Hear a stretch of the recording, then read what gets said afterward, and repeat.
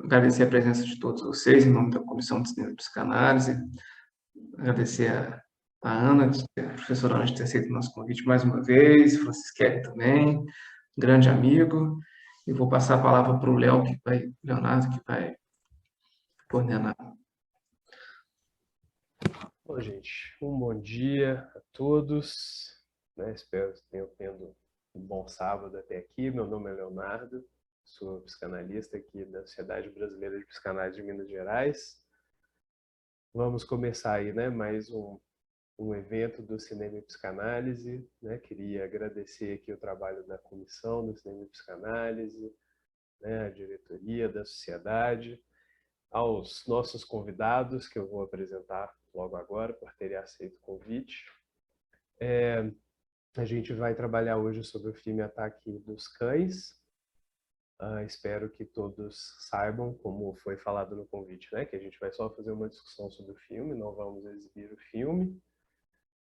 E, bom, vou apresentar nossos convidados de hoje. Nós temos a Ana Lúcia Andrade, que é professora titular do Departamento de Fotografia e Cinema da Escola de Belas Artes da UFMG, e o Leonardo Francisquelli, membro fundador da Sociedade Brasileira de Psicanálise de Porto Alegre, meu xará, amigo aí de longa data, professor. Bom, eu vou pedir a todos que fiquem por obséquio com os microfones ligados, só para não ter nenhuma interferência do som, que às vezes pode acabar atrapalhando aí a nossa escuta.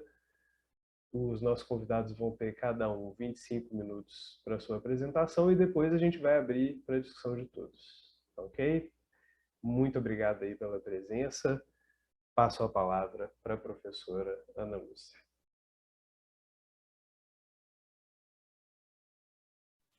O microfone está silencioso. Aí. Essa é a maior gafe dessa questão online. Bom dia, gente.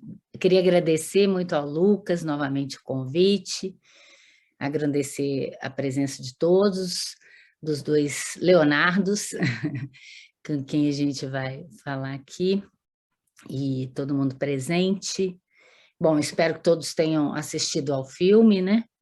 É um filme bem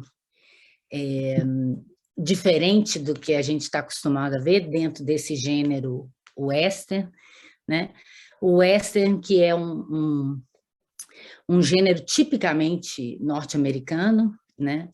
E, de certo modo, ele é o fundador do cinema americano de gênero, né? Se a gente pensar que dos primeiros filmes considerados como uma narrativa,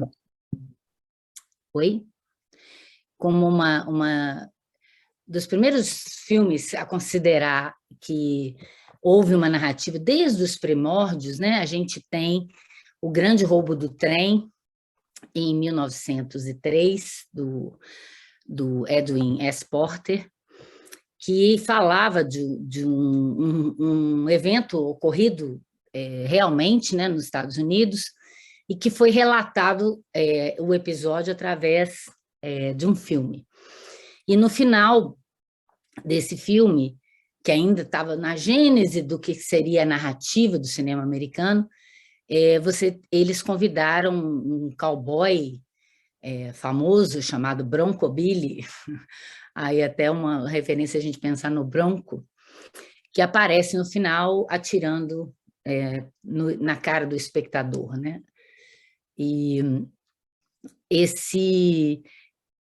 isso ficou no imaginário, né, tanto da época quanto do próprio cinema americano, e a partir do momento que Hollywood se consolidou, começou a estipular a sua produção em gêneros.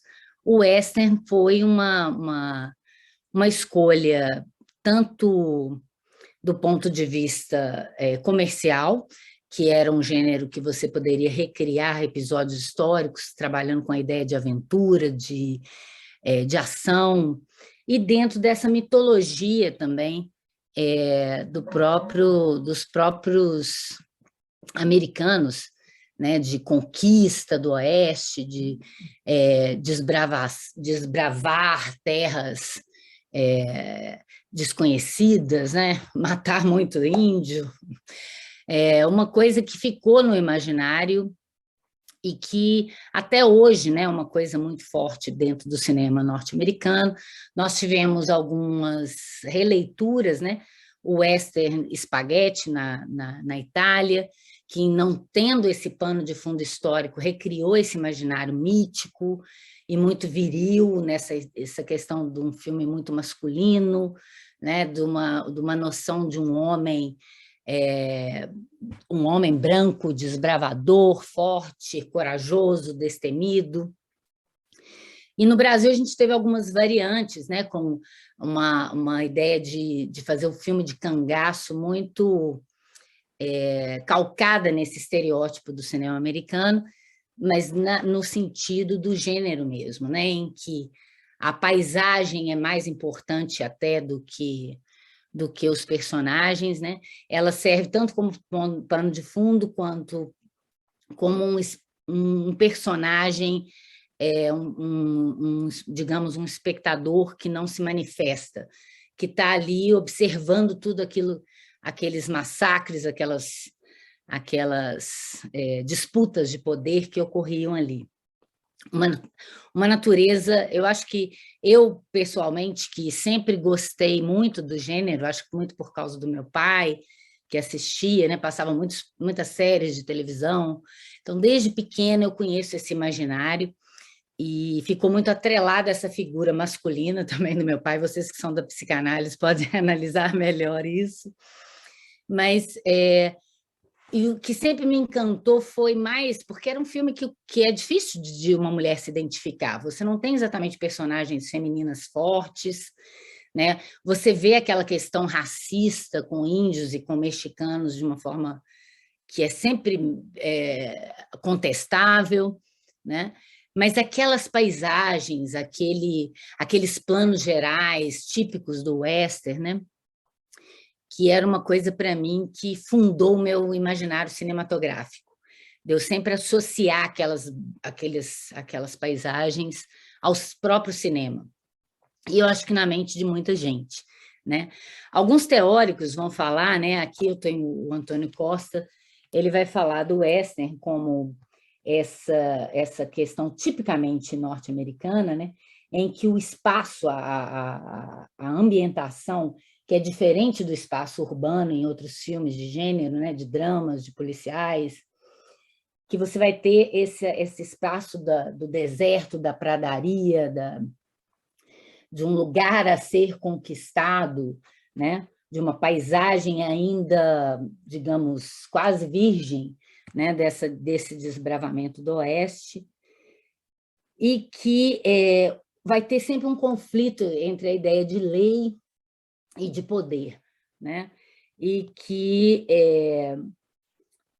ele vai falar que vai ter sempre como temas, né, a inocência, a corrupção, as regras da convivência civil, e essa ideia do sem lei, do fora da lei, com um mundo selvagem e primitivo, uma ideia de poder baseada na terra, no gado, na água, né, do rio. Então, ficou muito no imaginário masculino aquela coisa do duelo, do homem rápido no gatilho, no cara destemido que chega ou arrasa com uma comunidade ou salva aquela comunidade, e geralmente de homens brancos com uma ideia de virilidade muito acentuada. E, inclusive, quando esse filme ele foi para o Oscar e se tornou o grande favorito do Oscar, eu achei estranho, porque a academia costuma ser muito conservadora e não gosta de mexer nos seus cânones. E o cinema americano ajudou, inclusive, uma ideologia.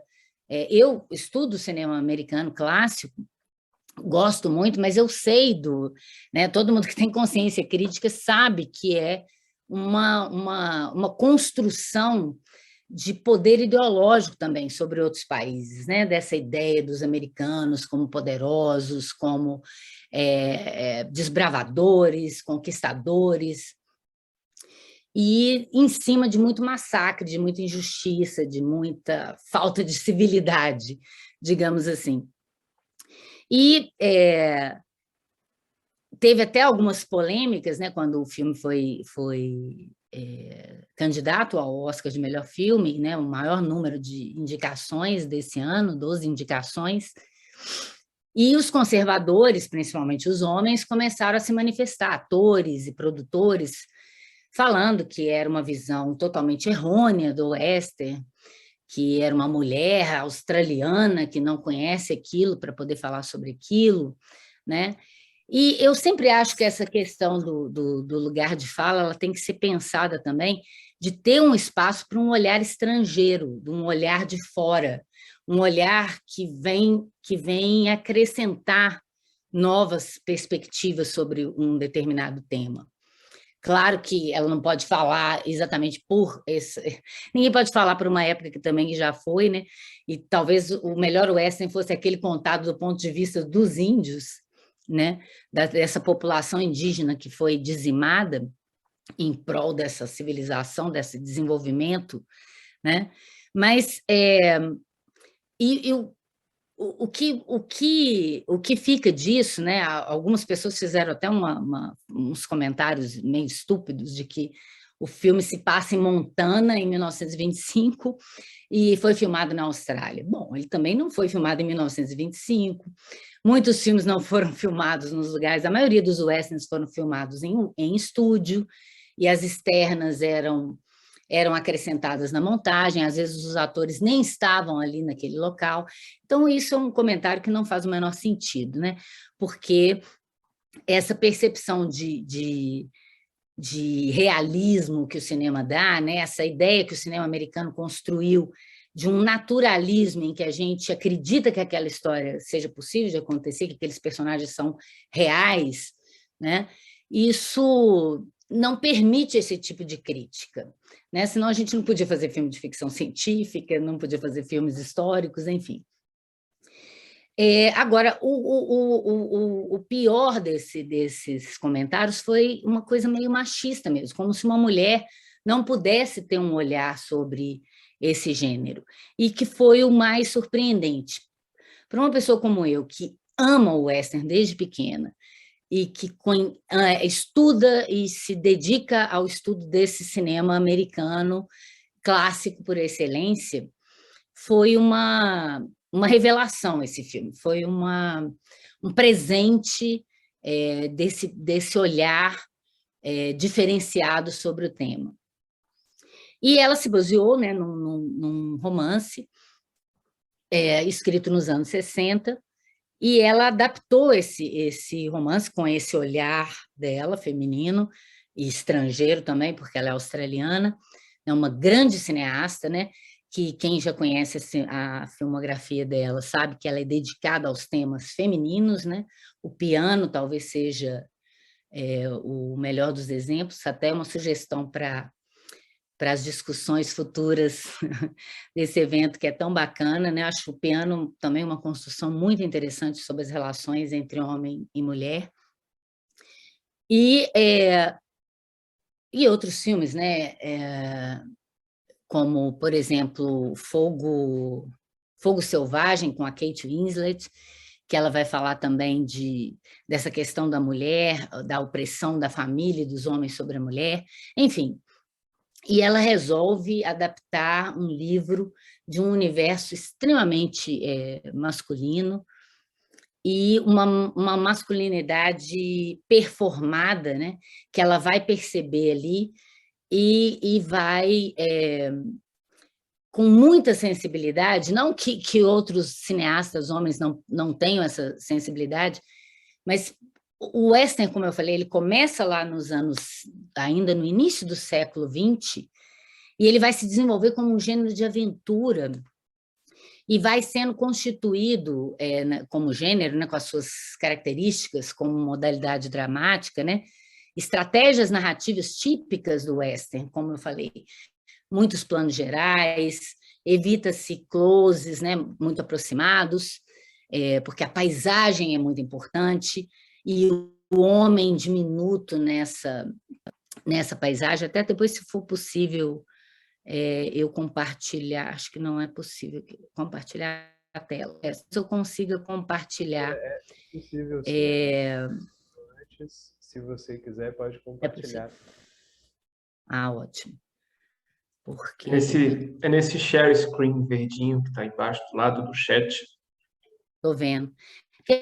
Eu sei que todo mundo conhece isso. Eu estou com uma tela embaixo do Zoom que eu não consigo retirar, estou com medo de fechá-la e vocês desaparecerem. Deixa eu ver se vai sumir. Não, não sumiu. Porque eu acho que está todo mundo um pouco acostumado com esse imaginário, mas eu separei algumas imagens do início do cinema, de alguns filmes mais característicos, mais famosos, né? Como No Tempo das Diligências, do John Ford. Deixa eu ver se eu consigo. Se eu não conseguir compartilhar, deixa, porque eu não estou acostumada a usar muito esse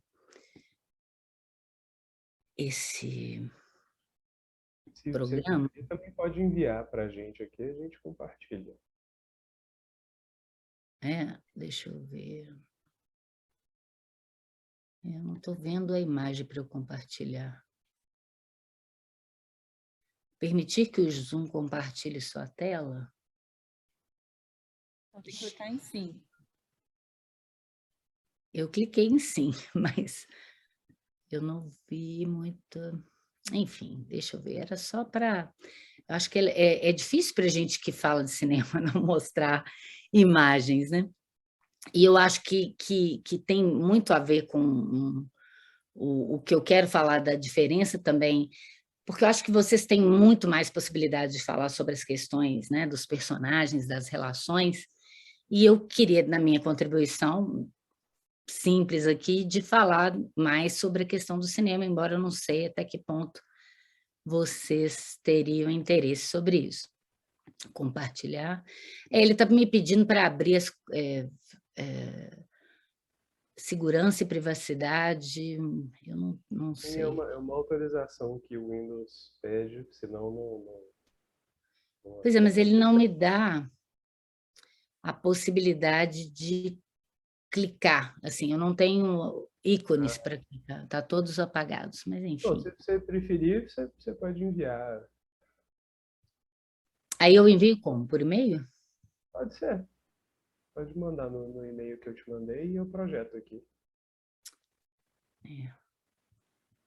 Se for factível também, não precisa se... É porque eu custei me adaptar a essa questão do modo online para dar aula por causa dessas questões de imagem, né? Então, eu nem escolhi muitas imagens em movimento para não dar problema, porque eu sei que para algumas pessoas pode dar um delay, né? Então, eu escolhi imagens de enquadramentos mesmo, só para se ter uma ideia, né, do que eu estou chamando, né? Não sei se todo mundo... Claro que todo mundo conhece essas expressões, plano geral, plano detalhe, mas estou anexando aqui algumas imagens para você, não vou anexar todas, mas só as primeiras aqui para você ter, para o pessoal ter uma ideia. Aí, se você puder exibir na ordem Sim. que eu estou falando. Eu peguei alguns filmes clássicos, né, do John Ford, como No Tempo das Diligências, de 1939, O Rio Vermelho, do Howard Hawks, que é de 1948, O Rastros de Ódio, que é de 1956. Deixa eu só terminar aqui. Depois eu te mando uma segunda leva, porque aí eu preciso falar do Power of the Dog. Tá, vou te mandar esses por enquanto, que são sobre os planos gerais, já que eu estou falando. Aí, se você puder colocar as imagens, já te mandei. Desculpa, gente, mas aí foi. Aí, esse Stagecoach é No Tempo das Diligências, né, que seria essas imagens que eu estou colocando, que o plano geral, ele geralmente ele apresenta como informação, né, uma paisagem mais importante do que os próprios personagens. Então, os personagens se tornam diminutos na tela, né, em meio àquela paisagem, o que reforça também uma ideia de amplidão do espaço, mas também de solidão desses personagens. Né, ainda mais naquele momento, né, eles ignorando que os índios estão ali ou foram dizimados, né, então essas caravanas de bravos conquistadores que vão adentrando o oeste para poder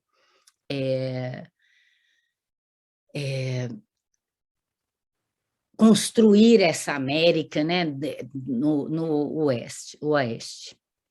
Você está conseguindo compartilhar? Qual é o primeiro? Esse Stagecoach primeiro aí que eu te mandei. Que tem o Monument Valley. O Monument Valley é o cenário típico do western feito pelo John Ford, que é essas montanhas, que são cenários perfeitos. A primeira, antes dessa, ver se você consegue. Essa também já dá uma ideia. Não, é a primeira mesmo que eu mandei. Ver se você consegue. Essa é a terceira. Veio fora de ordem. Esse, exatamente. Esse é o cenário mais iconográfico, né? Que inclusive o Sérgio Leone, quando vai fazer os seus westerns na Itália, filmados no México, quando ele tem muito dinheiro para fazer, ele vai fazer uma vez no Oeste, ele vai para o Monument Valley para recobrar esse imaginário do western, né? Então, aqui aparece a caravana, geralmente o herói destacado em relação aos outros homens, né? Pode passar a próxima imagem de plano geral também, essa. Então, isso. Sempre esse sentido de deslocamento, né? A paisagem fixa, parada e observando passivamente esses homens passando por ali. E aí tem essa outra imagem, pode, por favor, passar? Deixa eu ver se vai... Eu estou aqui com o meu aberto também para eu ver se... Isso era a típica filmagem do cinema clássico, né? Ele está claramente em estúdio, o John Wayne como uma figura icônica também do western. Ele está em estúdio com back projection da paisagem ao fundo. Era muito comum esse tipo de enquadramento no cinema clássico, embora haja também muitos enquadramentos feitos em locação, mas isso era muito comum. Isso era um plano, uma imagem em movimento, né? Eu tive que achar uma imagem fixa para passar aqui, mas esse é o momento em que o herói aparece, em que a câmera vai se aproximando, baixa por ele até ressaltá-lo em meio a essa paisagem. A gente percebe que o céu deixa ele ainda mais grandioso e o herói se torna maior do que a própria paisagem, né? Essa câmera baixa ajuda a exaltar essa figura desse herói masculino que anda pelo deserto durante dias e não suja a roupa, né? No cinema clássico. Não sua e não suja a roupa, mas enfim. O John Wayne, né, ajudou a construir esse imaginário do cowboy durão, machão, viril, justo em certa medida. Você pode colocar a próxima, por favor, Leonardo? Aqui é o filme Rio Vermelho, do Howard Hawks, também essa ideia da paisagem, aqui no caso a questão do gado, que vai ser muito importante no filme, que também vai remeter ao que acontece no Ataque dos Cães, embora seja uma questão quase que secundária para servir aos propósitos dos personagens na trama. E as outras duas imagens coloridas, por favor, que são do Rastros de Ódio. Aqui também no Monument Valley, né, a paisagem no fundo, e aqui eles né, em transição. E a próxima, por favor. E aqui também...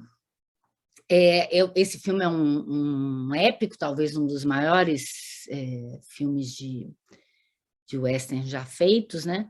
Em que começa-se, já no final dos anos 50, começa-se a questionar a questão do do poder do homem branco, dizimou índios, então começa-se a questionar esse herói a partir dos anos 50 e começa-se a pensar num revisionismo histórico, né? Assim como acontece hoje, a gente vê esses filmes hoje, a gente sabe que eles eram complicados do ponto de vista, né, em todas as questões injustas contra os índios, contra os mexicanos, né? E eu estou só colocando mais umas imagens aqui para você, Leonardo, desculpa, mas só para poder... Claro, pode mandar, nós vamos Já vou te projetando mandando. aqui. Eu já vou te mandando aqui. Está indo até rápido, que minha internet hoje está especialmente boa. E aí a última leva é só dos filmes do Poder dos Cães. Ataque dos Cães. Eu acho tão complicado esse título, Ataque dos Cães, que eu acabo chamando de Poder, o Poder do Cão, que acho que até faria mais sentido. Só acabando de carregar as duas últimas imagens, aí eu já te mando, depois eu mando as outras. E já acabando, o tempo passa muito rápido, né? A gente está acostumado a dar aula, e a gente vai falando, quando a gente vê, o tempo já foi. Pode retirar essa imagem, por favor, que já está carregando aqui as outras, eu já vou te mandar. Só acabando aqui. Então, por que eu estou falando dessa construção desse western tradicional? Aí, acabei de te mandar, moço, se você puder abrir, que aí eu quero falar um pouquinho mais dessas relações masculinas, né, nos westerns, que tem sempre, se você quiser, já a primeira que você, preta e branca aí, que você puder exibir, eu já te agradeço. Que você tem sempre essa figura de um homem mais velho e um jovem mentor, um mentor e um discípulo, digamos assim, né? Em que você tem ou pai e filho, ou um cowboy mais experiente com um jovem que se espelha nesse herói e que quer ser como ele. Isso está em vários westerns, né? Aí, se você puder, a primeira imagem aí em preto e branco, que é do Rio Vermelho, que aqui é o John Wayne, até com a maquiagem para estar envelhecido, porque ele faz papel de um pai adotivo do Montgomery Clift, que ele ajuda a criar, e aí cria-se um conflito entre os dois em relação ao poder de condução do gado por uma determinada distância. E aí você pode colocar a próxima, por favor? Aí você passa ela e vai para outra. Eu não sei se vai ver na ordem. Tem um super close do John Wayne, mas eu queria pular ele, por enquanto. Outro formato. Ah, tá. Um segundinho que eu vou ter que mudar aqui a projeção. Ah, tá.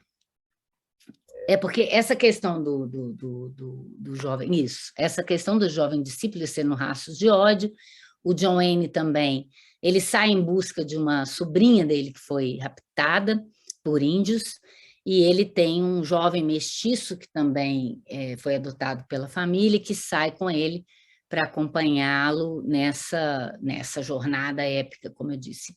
Só mais uma dos dois juntos, se der para passar agora, que eu tinha separado. Né? Essa ideia deles vão passando anos, por isso que ele vai também envelhecendo para encontrar essa sobrinha, e aí essa disputa também. Esse no Rastros de Ódio já começa essa relação, esse herói ele já é mais criticado, ele é um racista convicto, uma figura odiosa, muito diferente do que o John Wayne costumava fazer, né? E ele, nessa relação com esse jovem mestiço, que, na verdade, né, naquela época eles não trabalhavam com atores legitimamente mestiços, né, mas, enfim, ele vai percebendo, vai perdendo um pouco a sua humanidade. Aí, se você puder dar esse close aí do John Wayne, que é do mesmo filme, por favor, se você acha. Não, a segunda imagem que eu mandei depois da preta e branca, um rosto grande, não, para trás. Deixa eu ver. É uma imagem bem escura do rosto só do John Wayne, antes dessa. Não consigo. É porque está no você formato precisa baixar. então Ah, é outra tela. Pronto. isso, essa imagem. O close, como eu falei, é uma coisa muito rara no western. A partir desse western que se torna mais psicológico, mais crítico, ele começa a ser mais usado, né? E aqui o John Wayne, que era visto como uma figura sempre incrível, heróica, deslumbrante, visto de baixo, aqui ele já parece obscurecido, né? Porque ele vai revelando esse seu lado sombrio e racista, horroroso, que a gente, como público, que está acostumado a vê-lo como um herói, rápido no gatilho, a gente começa a questionar esse herói. Então, aqui, mesmo que você tenha lá no fundo uma luz, o rosto dele já não tem luz, né? Já não é mais o herói típico da época. E aí, essas imagens, as últimas imagens que está aí, se você conseguir passar, que são as imagens de enquadramentos clássicos que esse filme vai propor, que vai ser imitado por todo mundo depois dele, esse filme é de 56, né, O Rastro de Ódio, que são esses enquadramentos, esses enquadramentos do interior para o exterior. Aqui, a mulher, que geralmente ela é uma coadjuvante, né, nos filmes de western, que está esperando, fica em casa esperando os homens voltarem. Pode passar para a próxima, se der, por favor. Essas últimas 4 imagens. Aqui é a cena final do Rastro de Ódio, em que o John Wayne é emoldurado, né, por do interior para o exterior. Ele não consegue mais entrar em casa, né, ele se torna um páreo. Depois que ele cumpre a sua missão, ele volta para o oeste. Ele não combina com essa parte interna da casa. Ele não pode ter uma família. E aqui, esses enquadramentos vão ser muito utilizados pela Jane Campion no Poder dos Cães. Você pode passar, por favor, Leonardo? Os outros 3 planos. Aqui, na cena do Poder dos Cães, né? Do Ataque dos Cães, ele com o jovem, que ele aparentemente quer também se tornar um mentor dele, né? A princípio, pelo western tradicional.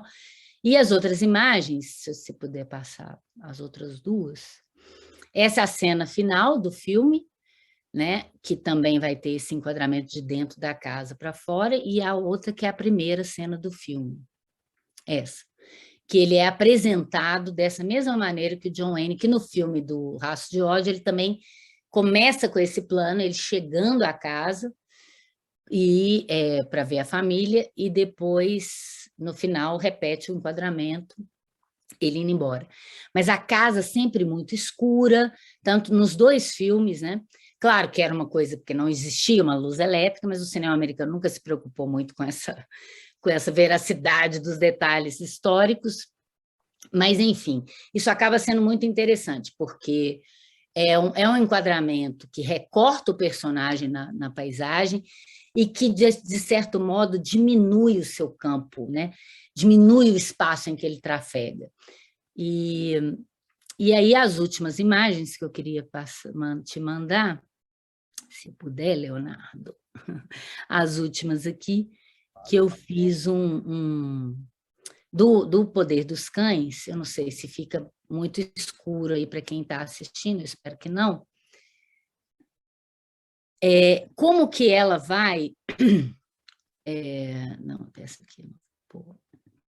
Como que ela vai desconstruindo isso aos poucos, ao mesmo tempo em que ela homenageia e cita, né? Como ele vai falar de uma coisa, não é o externo que é o mais importante no filme dela, não é essa imagem que é construída, que foi construída ao longo do desenvolvimento desse gênero, que vai interessar a ela, mas é o interior desses personagens, aquilo que não é revelado.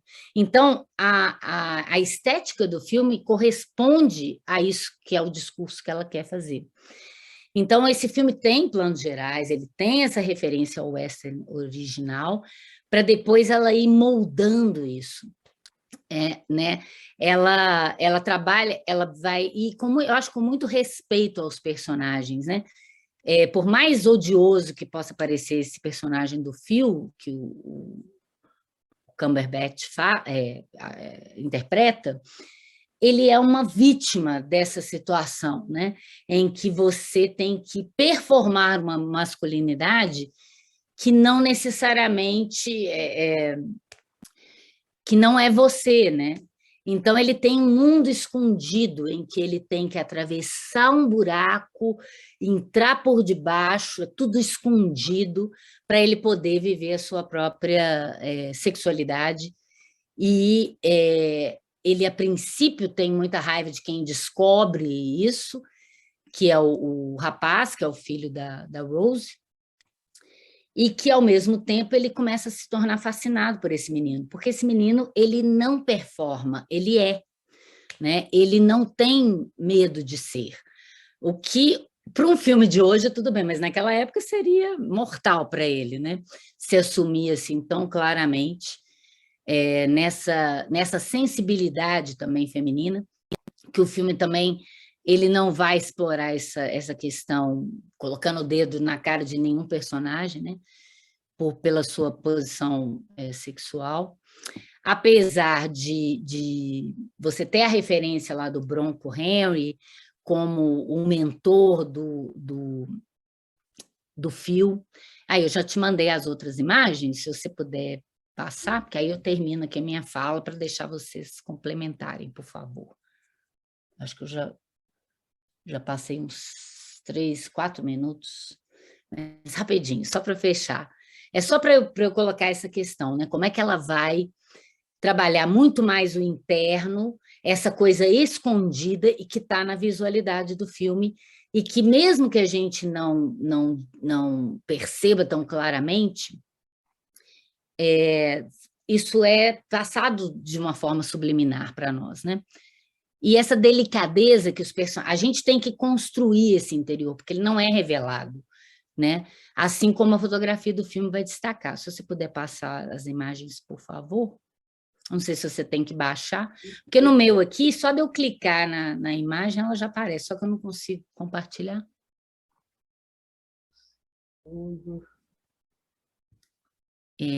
Não sei se tem nomes aí. Vamos ver qual que é a primeira. Isso. Essa é a primeira imagem, não sei se está dando para ver claramente, gente, mas esse é o personagem do George, que é uma outra presença masculina também. Eu acho que daria um estudo só esse personagem, embora todo mundo fique muito atento ao Phil, eu acho esse personagem de uma riqueza interior absurda que o filme não vai explorar, porque ele é o irmão, mas esse irmão acuado por esse irmão mais velho, esse filho que quer mais da vida do que o irmão quer que ele proporcione, a gente tem que, pelas pistas do filme, entender que da mesma maneira que o Phil, ele também foi um pouco, como é que eu poderia, não quero usar nenhuma palavra pejorativa, mas ele também foi iniciado, digamos assim, pelo Bronco Henry, e ele se afastou disso procurando uma outra coisa para ele. Ele quer ser mais citadino do que mais do campo. Ele se apaixona por uma mulher frágil que ele quer proteger e que ele vê que o irmão trata com muita brutalidade, né? E aqui é o enquadramento do Phil de cima da casa, né? Essa casa que se torna uma prisão escura, principalmente para Rose, quando ela vai morar aí. E ele visto de um enquadramento agora ao contrário dos que o herói geralmente é visto, né? Aqui a câmera em plongé de cima para baixo, que deixa o personagem diminuto e acuado no quadro. Se você puder passar a próxima, que é o mesmo enquadramento, só que com a Rose, quando ela vai tocar o piano e ele fica observando ela, e tem aqui, esse é o grande duelo do filme. Se todo western tem um duelo, aqui é o duelo entre essa performance masculina que ele quer esconder e essa menina que tem uma sensibilidade que também tá sufocada, que ela vai acabar tentando resolver com o alcoolismo, né? Ela também está aprisionada nessa casa, tentando se libertar e não consegue. E aqui ela começa a tocar, né, porque ela vai ter que tocar para o governador, e ele começa a tocar o banjo lá de cima, que é o duelo entre os dois, simbólico, que eu estou dizendo. E aí pode, só as outras, por favor? Aqui é uma imagem que eu achei muito interessante, que tem umas imagens do imaginário também homoerótico muito forte no filme, né? Desses cowboys nadando ali, arrumando as suas coisas. E ela vai fazer esse cowboy, esse é um início da sequência que vai mostrar, tem muito desse imaginário do Tom da Finlândia, desses artistas gays que trabalharam com essa noção desse machão, que no fundo era uma pessoa enrustida, né? E aqui ela faz ele puxando essa lona de dentro do galpão, até ele sair lá para fora, que fica parecendo que ele está com uma saia, né? Ela faz essas construções bem sutis, e que ela não está querendo, né, necessariamente insinuar nada, mas ela vai trabalhando com essa questão desse imaginário. E as outras imagens, por favor, que são planos detalhes. Aqui eu não sei se eu peguei do filme, isso tudo está em movimento, eu tive que congelar para poder pegar o plano, né? Mas é logo no início que o filho da Rose faz essa florzinha de papel e o Phil começa com o dedo a cutucar essa flor, que é extremamente erótica essa cena também. E planos detalhes, aí você pode ir mostrando todos, enquanto eu vou falando.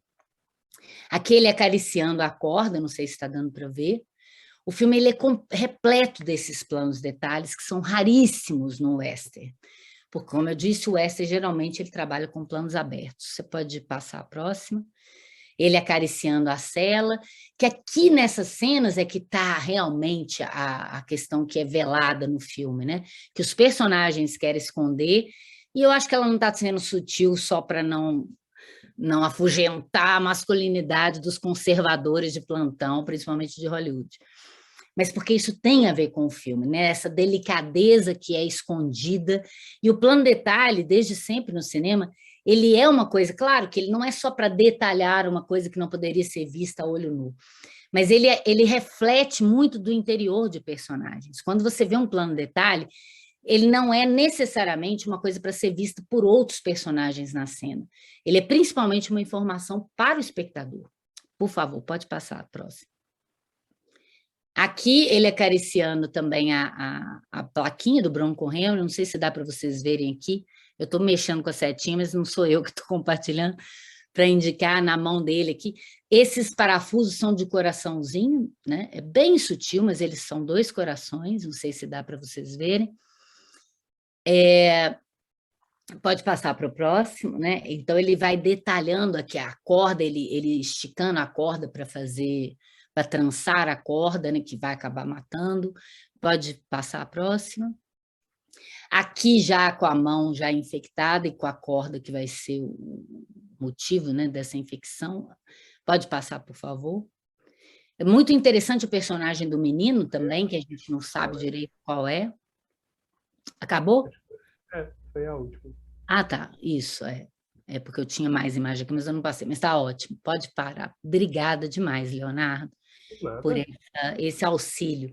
Que eu acho que ajuda a gente a ter uma visualidade. Aqui, sem querer alarmar demais, mas já Tá estamos. bom. Tá bom. Só terminando. Posso formular uma perguntinha, Ana? Eu escrevi Ana, deu Alá. Ana, Alá. Vou pedir para Alá, então. Enquanto tu fazia a tua exposição, eu estava lembrando daquele filme de cowboys, que eles vão subir a montanha, que aparece uma homossexualidade, mas não lembro, mas era mais incisiva. É Brokeback Mountain. Isso, não, que me parece que também tem um estilo de faroeste, né? Mas parece que pôde mostrar algo, e não sei bem de que ano é isso, Ana. É dos anos 2000, se não me engano. Realmente, né? Ele mostra essa ideia dessa parceria desses vaqueiros, né, que ficavam semanas juntos nos pastos e tal, e que se criava uma afetividade ali que ela tinha que ser reprimida, né? Tem muitos filmes clássicos que têm isso ainda muito velado. Tem um filme muito bom que chama Warlock, com o Henry Fonda e o Anthony Quinn, dois ícones do cinema clássico e da masculinidade do western, e que sugere-se que os dois têm um caso há anos, que aparece uma mulher e os dois começam a brigar por aquilo ali, muito sutil, porque ainda mais naquela época, nos anos 50, era impossível falar do tema, né? Mas a gente percebe velados essas questões que a Jenny Campbell vai trazer à tona depois.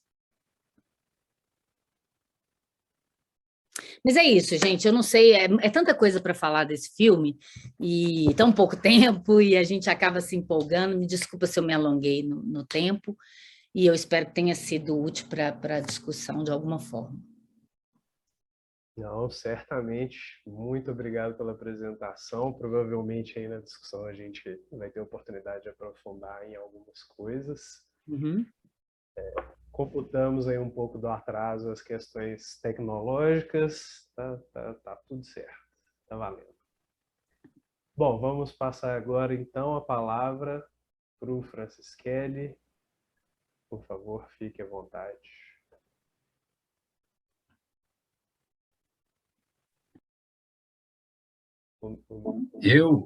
Eu gostaria de começar, né? Em vez de agradecer o Lucas e o Leonardo, eu gostaria de começar agradecendo a minha abreviatura que eu fiz aqui, Alá. Eu acho que ela poderia continuar falando, dando uma aula para a gente, muito agradável. Então, começo agradecendo a ela, né? E também agora eu agradeço ao Lucas, organizador, e nos colocar nessa companhia maravilhosa e que sabe muito de cinema. E, além do que, enquanto ela escutava, eu digo, mas não é possível, esse sempre foi o meu gênero, que nem o pai dela, preferência, né? Eu estava lembrando assim, Os Brutos Também Amam, Sete Homens, um Destino, para falar dos mexicanos, né? Enfim, alguns. E depois o meu amigo Leone, né? Que também trouxe aquele herói, né? Que conseguia eliminar assim, num 4, 5 inimigos, né? Impressionante. Bem, gente, vamos ver se eu consigo falar alguma coisa, né? Porque o filme realmente, no primeiro momento, né, que eu fui, independente do convite, né, gentil que vocês me fazem, a nossa longa relação amistosa, que eu agradeço e trato de alimentar a amizade, né, que é uma das coisas mais belas do mundo. Eu já tinha dado uma olhada, já tinha visto o filme, né, e o filme realmente me impactou de uma certa... por tudo. E, claro, depois a gente vai, digo, mas quem é essa diretora? Aí a gente vai vendo quem é essa diretora. Bom, primeiro é uma mulher, né, que está fazendo e dirigindo esse filme. Está fundamentada, então, nesse romance, né, que também eu dei dando uma olhada e parece que é um romance que fala da vida real do escritor, né? O escritor teve algo muito parecido com isso na sua história infantil, também viveu numa fazenda, e na Montana também, e tudo isso, né? Uma coisinha só, o Reagan era do faroeste porque ele chegou a presidente, o Reagan. Por exemplo. Só uma pergunta aqui no meio que me atrapalhar o pensamento aqui. Bom, então, voltando ao filme, né? E um filme que tem uma frase bíblica também, né? A frase bíblica, mas eu fui atrás disso também, né? Ela se chama livrai-me da espada, livrai a minha vida do ataque de cães. É uma frase da Bíblia, do Salmo 22, só para ter uma outra. Então, vocês veem, né, que o filme realmente, né, ele vai tratar, né, o tema da humanidade, né, um tema do homem no sentido da ciência, né, mas... Então, nós poderíamos, talvez, olhar de várias maneiras esse filme. Eu vou talvez no primeiro momento, olhar no sentido da dualidade, né? Talvez, que começa, né?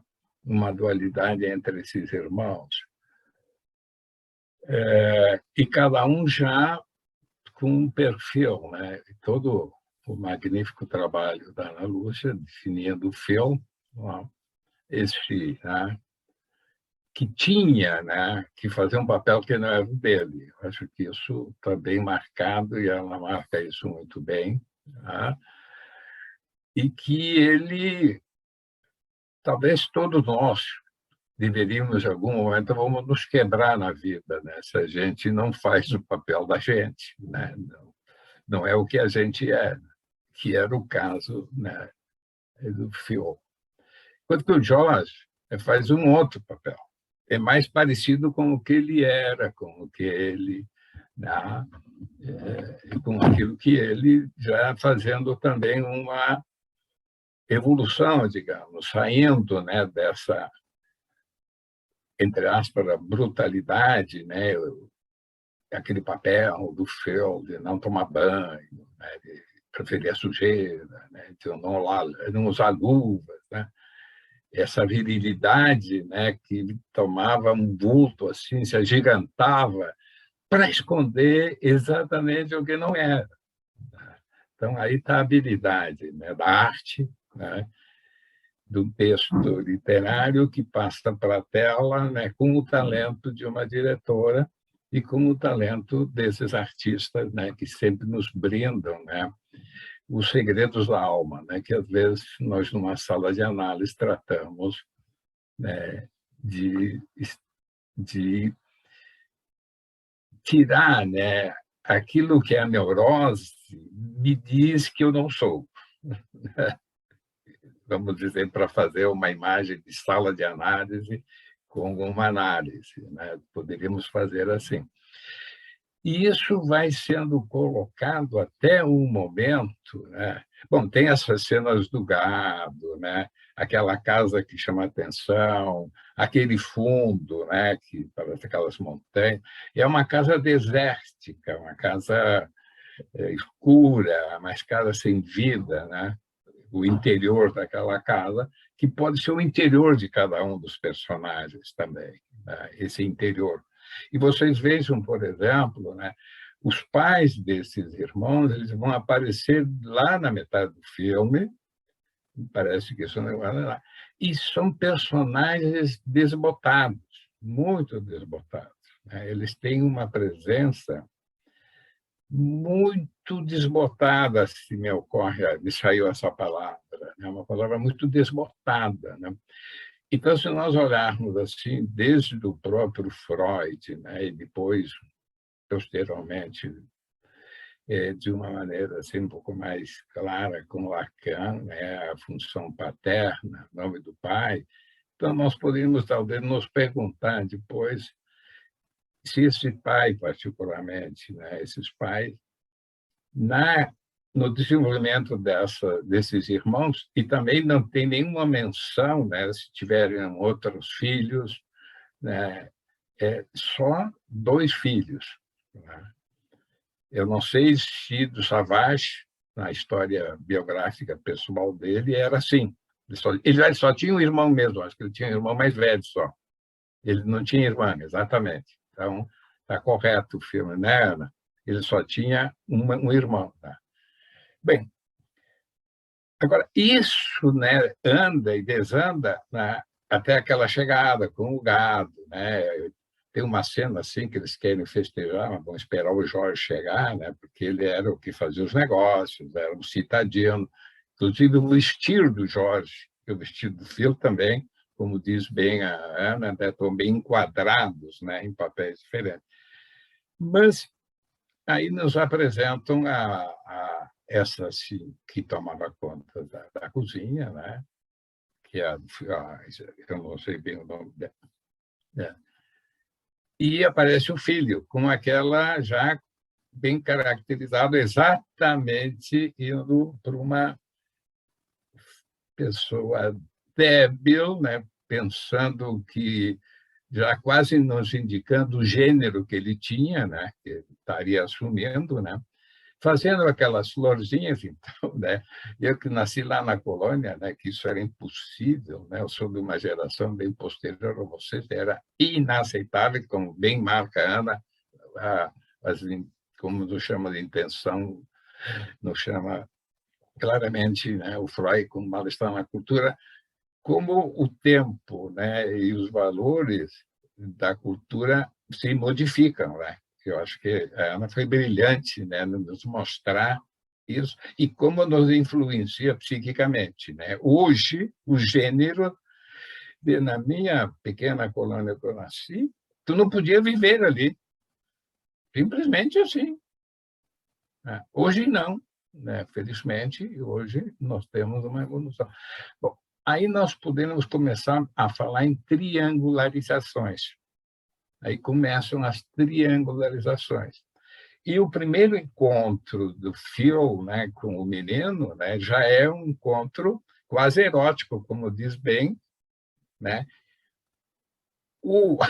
Interessante aí também, né? Porque quem era como é, né, continuava sendo, e o outro que queria se esconder, né, faz um gesto erótico, mas ofensivo. Tem uma cena, né, que ele vai levar essas flores para o pai morto. Então, aí tem uma função de pai. E é freudiano, porque o pai da ordem primitiva só passa a ser simbólico depois de morto. Então, temos aí uma cena freudiana, por excelência, que esse pai morto é o simbólico. O pai vivo é um pai imaginário, pai que não exerce o pai do George e do Phil não tem essa função. Não sei se é porque estão vivos, a gente precisa morrer para fazer, segundo o Freud. Bom, então, é muito... Bom, vamos avançando um pouquinho mais, né? Então, entra na vida esse menino e o Jorge se apaixona por essa mulher, viúva, dirigindo um restaurante lá naquela erma cidade, né, daqueles vaqueiros, né? E ele se precipita num apaixonamento muito rápido, né, que ela custa, me parece, mas ela aceita como uma saída daquele universo, né? Ela aceita, mas ela não sabe onde é que está se metendo também. Porque, a partir desse momento, Jorge e Phil se degradeiam. Parece Abel e Caim, quase, da Bíblia, para voltar à Bíblia, né? Se degradeiam, mais. E ela e ele, o Jorge, com aquele, deve ser um belo ator também, né, para fazer aquele papel. Ela, discutivelmente, né? E o menino também, os atores principais são impecáveis, né? Por isso que tenho muita admiração por atores, né? Porque eles nos transmitem de uma maneira eloquente, né? Pois bem, o avançar, né, dali passa a ser mais triangularizado, eu diria. Então, passaria de uma dualidade, né, Abin e Cael, Abel e Caim, digamos, para uma circunstância de várias triangularizações, né? Que uma pode ser a mãe, o George e o Phil, o outro pode ser a mãe, o filho e o Phil, outra pode ser o Jorge, o filho e a mãe, né? Então, várias triangularizações, o que, na nossa linguagem psicanalítica, é uma evolução da dualidade, né?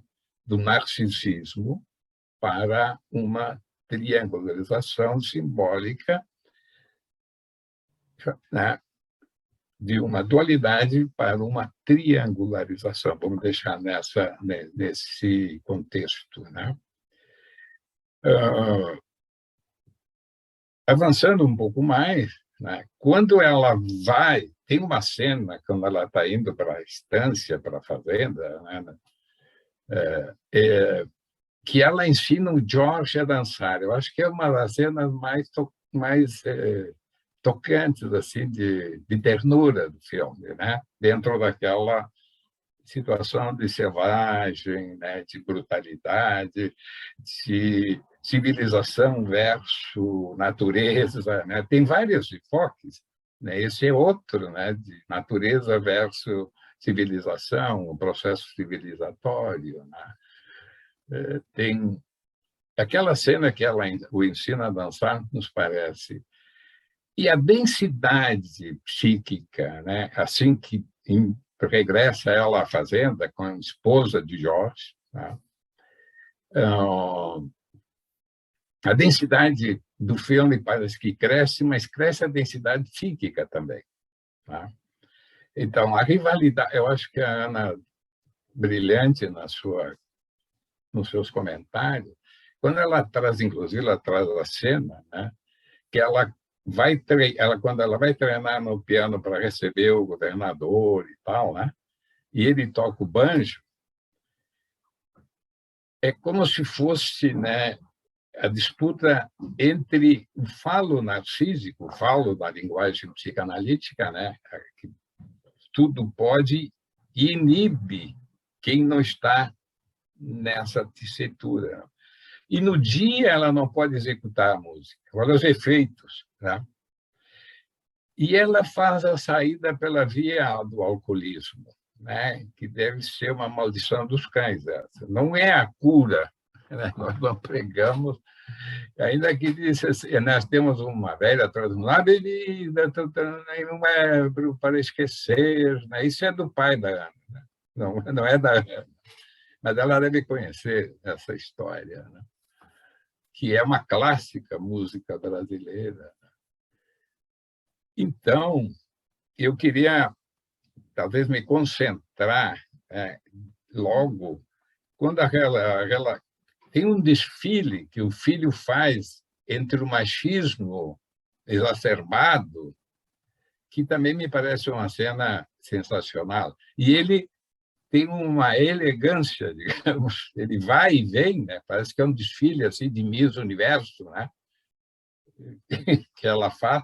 Eu acho que só uma mulher podia fazer aquilo, só uma diretora mulher poderia fazer aquilo, ter essa sensibilidade, né? E aquele menino jovem dentro daquele universo, que é um menino em tudo que ele tem de fragilidade, ele tem de inteligência. Parece o Einstein, o cara, né? O cara tem uma inteligência desbravadora, né? E aí eu acho que vem para nós um enigma difícil da gente, que eu vou tratar de brevemente colocar para nós. Primeiro, uma cena, né, que para falar da inteligência, quando eles vão os dois olhar aquelas montanhas, o filho, e ele diz, ali está os cães, aquele é um cachorro, né? Ele já sabia que estava ali. Ou ele já sabia o quê? Não sei, né, o que ele já sabia. Tem essa aproximação, e aí tem a questão do laço, né, que eu gostaria de oferecer uma interpretação para o laço, porque o laço é que laça todos esses personagens também, né? É o laço. Nós fizemos assim, agora um congresso, né, não era o Laço e o Eu? Como é que era, Leonardo? Era esse, né? Laços, Eu e o Mundo. E Laços, Eu e o Mundo. Então, parece que o nosso congresso tem até alguma coisa que ver com o filme, né? Porque se nós pensarmos esse laço, né, não no sentido de dar um outro sentido, né, que ele seria, então, um laço que enlaça todos esses personagens, enlaça toda essa questão da cultura e civilização, a vida, quem é o pai, quem são os pais, né? Parece que o pai é aquele que o menino vai colocar as flores de papel. E as flores de papel, por que de papel? É porque na natureza não dava flores. Tem toda uma simbologia, como nos diz a Ana, né? Um imaginário extraordinário o filme. Bem, quem lê, quando chega ele de férias na Faculdade de Medicina, na Fazenda, ele vê todo o panorama, né? Ele lê, como se diria, ele lê o que está acontecendo, e eu acho que ele faz por se aproximar do filme, né? e justamente através de um laço. Tá?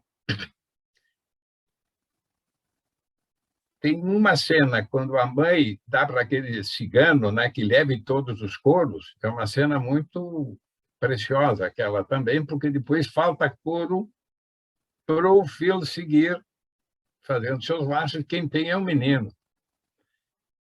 Mas aí o menino tinha traçado um plano na sua cabeça, né, que era, eu vou eliminar esse cara. Né?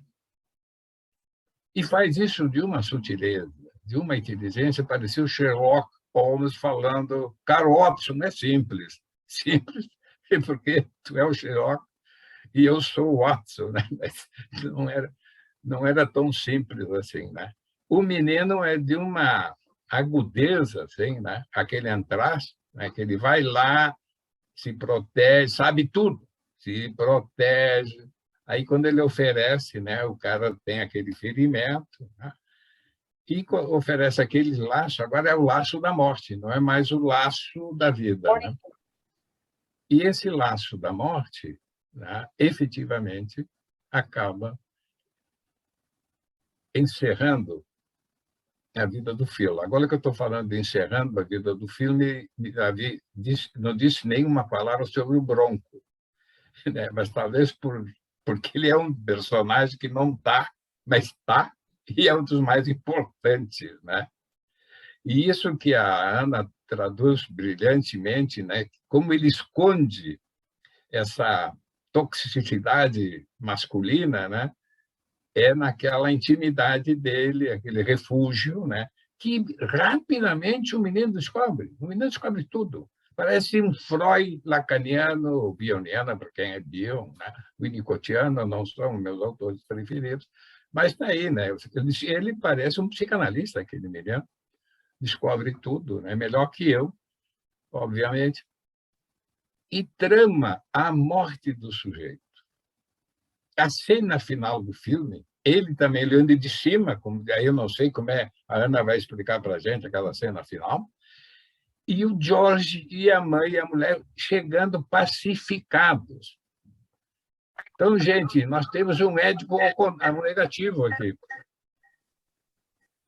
Eu acho, né?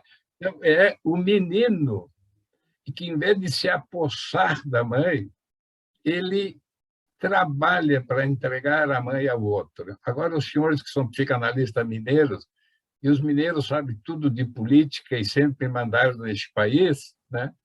Podem saber me explicar esse fenômeno, né? Como é que esse menino faz uma solução dessas, né? E ele harmoniza, então, mas precisa afastar o cão que parece que é a espada, né? O que não é o por que, né? Esconder tanto isso, né? Por que o homem tem tanta dificuldade de abandonar o seu machismo, diríamos, talvez, né? Prefere a morte, às vezes, né, do que abandonar o seu machismo. Então, eu penso que eu nem mesurei o tempo, né? Mas penso que já falei bastante e seria muito interessante. Eu não tenho muitas, seguramente no diálogo, né, vai surgir alguma outra questão, né, que eu não lembrei aqui nesse momento, né, mas eu queria então focalizar a cena final, digamos, né? E ele tem uma cara serena quando parece que foca, né, depois desloca, chegando a mãe, né, com o George, parece de carro, né, já não a cavalo, né? E parece que harmonizados, se não me engano, se dão um beijo no final, eles se abraçam, se dão um beijo. E o menino foi que trabalhou para fazer e criar esta situação. Então, pareceria, né, que nós teríamos aqui uma inversão edípica, né, como se fosse um Édipo negativo, né, onde, em lugar, né, de querer possuir a mãe, como se mostrasse, né, de uma linguagem, talvez, né, submisso a uma castração, né? Estou só colocando a imagem da cena final aqui, tá, professora? Ah, tá, é ótimo. Isso, né? Exatamente, né? Eles, então, é como também eles estão entrando de novo para casa, né? Eles estão voltando, então, mas isso é pós-enterro, se não me engano, né? É pós o velório, enfim, todas as cerimônias, né? E quem está dentro de casa é o filho, né? Não sei, e que olha, e parece que eles veem o filho também, né? Então, parece que tem uma cena, talvez a cena mais harmônica do filme, né? Mais integradora, mas com este papel do filho, né? Então, eu vou deixar isso para o debate, né? Porque eu acho que dá um bom debate aí, né? Sobre essa questão, a solução, que é uma mulher que dá essa solução, porque a mulher é uma diretora, o autor do livro é um homem que faz um relato de uma biografia, autobiografia, e que o pai está casado com uma segunda mulher também, me parece. Então, eu deixaria por aí, né, para a gente ter um tempo, né, para a gente conversar entre todos nós. O que vocês acham? Claro, claro. Muito obrigado, então, Franciele, pela sua apresentação. Bom, vocês podem enviar perguntas pelo chat, se quiserem. Também podem, né, usar talvez o gestinho de levantar a mão, se quiserem fazer um comentário, e a gente liga aqui o som de vocês. Eu queria só comentar uma coisa que eu fiquei pensando, estava escrevendo aqui, ouvindo vocês dois, né, essas apresentações muito ricas, e porque eu não sei se eu me lembrei direito, né, quando a professora Ana Lúcia estava falando sobre a recepção do filme, né, e a ideia de que era uma visão errônea, né, do western. E eu acho que ela mesma fez um comentário dizendo algo assim, no final das contas é uma mitologia, né? E a ideia do filme que está tocando na mitologia. E isso para mim se ligou com algo, né, que o Francis Kelly estava dizendo ao final, né, sobre a ideia do personagem do Phil que foi eliminado. Quer dizer, na minha cabeça a ideia ficou assim, é como se o filme tivesse operado essa subversão e no final das contas agora o Phil é o homem selvagem, né? Agora o Phil é o ponto fora da curva que precisava ser eliminado para que, digamos assim, a ordem pudesse se estabelecer naquele cenário. Mas, bom, vamos aí para o nosso debate. Estou vendo aqui, Elisandra está com a mão levantada. Por favor. Bom dia. Leonardo, você falou que o Phil, que é o selvagem, eu tinha entendido que o Peter, o menino, é que era o selvagem.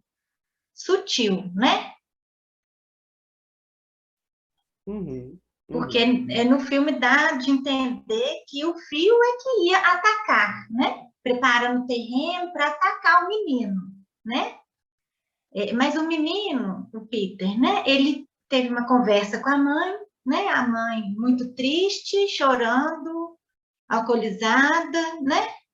Ela fala alguma coisa que eu não me lembro muito bem, mas ela fala sobre algo que é inalcançável, as estrelas, né?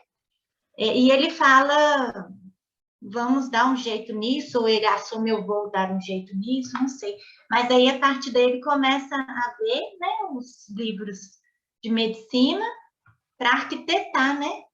Porque aí eu penso que ele eliminando o Phil, a mãe vai ser feliz.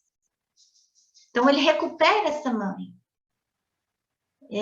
Eu não tinha entendido como um Édipo invertido, eu tinha entendido como ele mantém a mãe, né? De alguma forma, ainda fica um trio, né? Ele vê no final o George beijando a mãe, né? Ele se beijando, né? De longe, né? Assim, lá de cima, e ali o trio estava formado, né? Porque tinha o fio estava atrapalhando esse trio. Foi assim que eu entendi. Uhum. Sim, sim. Tá certo? Eu estou pegando emprestada a interpretação do Francis Kelly. Francis Kelly, me corrija se eu estiver errado, mas o que eu achei interessante do que ele disse é que, assim, com essa operação violenta, né, quer dizer, e o filme também, acho que às vezes ele nos põe ao lado do Peter, mas às vezes também transforma o Peter num personagem meio frio, né, dissecando, tem aquela cena do coelho, né, que ele está dissecando o coelho, mas o que o Francis Kelly destacou que eu achei interessante é que, assim, essa operação harmonizou o cenário, né? E se a gente poderia A interpretar que a preço, partir né? daí. Sim, e se Porque a ele gente vira assassino, poderia... ele é um assassino, Sim, sim, né? sim. Sim, o filme tem essa dubiedade, digamos assim, né? Mas achei interessante essa ideia do... né? Porque a professora Ana Lúcia estava dizendo, né, do western como o gênero da pacificação da selvageria, os índios, os mexicanos, etc. E é como se nesse quadro parecesse então que a pessoa selvagem, né, a pessoa que estava impedindo o progresso civilizatório era o Phil, né, já que a casa se reconstituiu como unidade pacífica, teoricamente, quando ele saiu de cena, né? Quando saiu de cena, então, o cowboy que antes era quem iria trazer esse progresso. Mas, enfim, né? Seguimos aí com a discussão. Deixa eu só Era ver isso se o que eu chat queria está falar. aqui. Muito obrigado. Eu gostaria de fazer um comentário também. De novo, só agradecer mais uma vez a Ana Lúcia Francisquelli por terem aceito o nosso convite. Sempre que eu te escuto, professor Ana Lúcia, a vontade que eu tenho de ficar te ouvindo o dia inteiro, né? A vontade de ser seu aluno na Belas Artes. Eu estava vendo aqui os nossos registros do cinema e psicanálise. A gente começou com o cinema e psicanálise na SBPMG. Eu comecei a coordenar. Foi em 2016, foi o meu UOL, primeira edição. A Ana Lúcia participou em 2018, na 11ª edição, com o filme 4 de Jack. E agora a gente está na 29ª edição. Como que o tempo passa rápido, né? O Francisqueiro também é um grande amigo, né? O Francisqueiro foi o presidente da FEBRAPS, a Federação Brasileira de Psicanálise, se eu não me engano foi em 2010, 2011, agora eu estou na dúvida, não sei se você lembra, Léo. Acho que foi 2010 ou 2011. Não deu tempo, não. Não, não. E ele também esteve aqui em BH, no evento que nós candidatos, na época éramos candidatos, a gente organizou sobre psicanálise. Uma amizade longa também. Esse filme, quando a gente estava pensando nos filmes, a gente fez até uma pesquisa, ele foi o mais votado, e na hora que a gente estava pensando nos nomes, na hora eu pensei que o encontro entre o Francis Kelly e a Ana Lúcia ia ser muito rico, e de fato foi muito rico, né? Esse encontro dos dois. Acho que, em relação ao filme, a cena que mais me marcou é a cena do... Como é que se chama o irmão do filme mesmo? George. George, que ele está com a esposa, né, olhando, e ele começa a chorar, né? Ele fala assim, nunca imaginei que a minha solidão ia acabar, né? Assim, que eu ia conseguir viver isso com você. Essa profundidade, da sensibilidade daquela cena, né? Me impactou muito. Às vezes a Ana também quer comentar algo da fala do Francis Kelly, né? Fica, ela tava... Sim, ia dizer isso agora. Tanto o Francis Kelly quanto a Ana fica à vontade para responder e aí comentar. Não, brilhante a colocação do professor, do Francis Kelly, achei muito boa, porque geralmente a gente fica com medo de adentrar em um campo que não é exatamente o nosso, mas é é muito coerente com aquilo que eu estava falando das estratégias narrativas que ela utiliza visualmente do cinema para registrar isso, né? Eu tinha a única imagem que eu tinha deixado de fora era essa última que ele mencionou. E aí eu mandei até para o Leonardo, porque eu falei e aquilo que ele falou está lá na imagem, né? É igual a Elisandra colocou muito bem, ele de cima, né? Agora ele que olha de cima, igual ele quase que se substituiu o fio ali naquele espaço, né? E vendo agora os dois lá embaixo, né? E, nossa, eu fiquei muito, muito encantada com as colocações todas que eu estava vendo aqui, o pessoal comentando, a Elisandra também comentou muito bem, e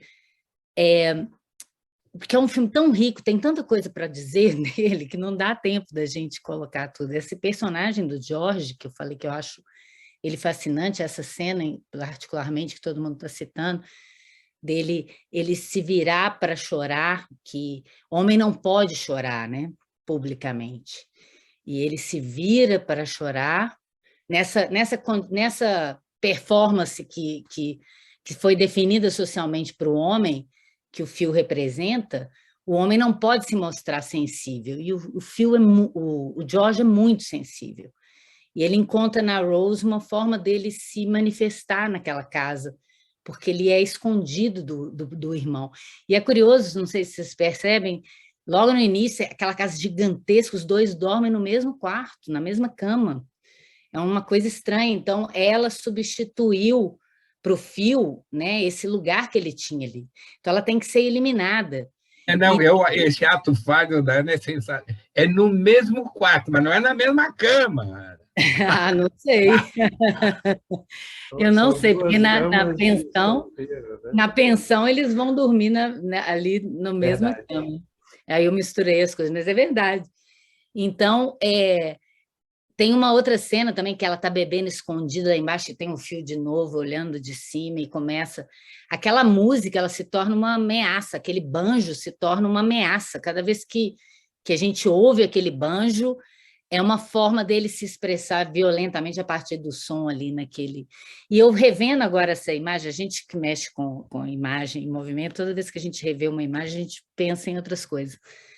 Essa última imagem, ela ainda forma, se a gente for pensar, quase que o bojo de um violão ali. Tem uma praça e tem umas sombras que fazem listas assim, e ele harmoniza tá vendo? Ele harmoniza essa coisa como se o fio ainda tivesse ali uma presença meio estranha ali, que ele interrompeu, né? Então, ele é visto como uma pessoa, a gente pode pensar nele como um assassino e tudo, e frio, aquela coisa do coelho que ele está aprendendo, como é que eu vou aprender o que eu faço se eu não fizer isso? Né? Aquele coelhinho frágil que ele presenteia à mãe, que vai virar a experiência dele para ele poder resolver a questão da mãe. Achei muito boa essa colocação do Francischelli sobre esse papel que ele vai ter ali, que ele fala, a primeira fala do filme é isso, né? Que ele fala que ele faria tudo pela mãe dele, para ele, o que importa para ele é que a mãe seja feliz e terminar com essa constituição de a minha mãe está ali no lugar em que talvez tenha a ver com isso que a Elisandra falou, de que ela deixando de ser alcoólatra, ele recupera, né? Essa mãe, porque o problema foi eliminado ali, né? Nossa, é sempre muito enriquecedor essas discussões, porque trazem outros pontos de vista que fazem a gente ampliar a nossa visão sobre o próprio filme, né? Sim, sim. É curioso, uma outra coisa que eu fiquei pensando, até em algo que o Francischelli tocou, uma outra leitura possível a partir das falas de vocês é que é como se o Phil se configurasse como uma espécie de pai fálico também, né? Meio pai da horda. E é interessante, inclusive, pelo fato de que, além dele performar a masculinidade, né, do Bronco Henry, mas ele também se descobre, né? como é que se chama? Era do grupo de filosofia natural e também sabe tocar o banjo com maestria, quer dizer, é como o pai que não deixa espaço para nada, né? Mas, por outro lado, na medida em que ele é eliminado, acho que a partir da questão que a Elisandra colocou, né? É como se configurasse talvez um novo trio fálico, né? A respeito das intenções, digamos assim, do Peter. Mas, bom, Antônio, você tinha levantado a mão aí, por favor, fique à vontade.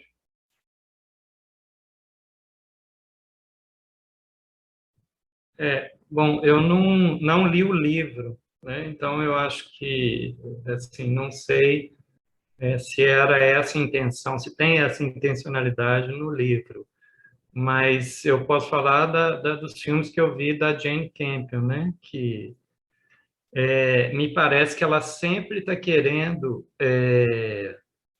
colocar questões, assim, fazer perguntas. É assim que a gente vive? É assim que é o correto? É esse que é o papel do homem? Esse é que é o papel da mulher? Esse é o que é o papel das pessoas nas relações? Eu acho que isso perpassa os filmes dela todos que eu já vi. E tem também a questão assim que eu acho que ela nesse filme ela amplia essa questão da sexualidade num tempo e espaço que não eram questionados, né? Então, ela traz para esse filme, quer dizer, isso sempre existiu em todo lugar, em todo tempo, em toda locação, né?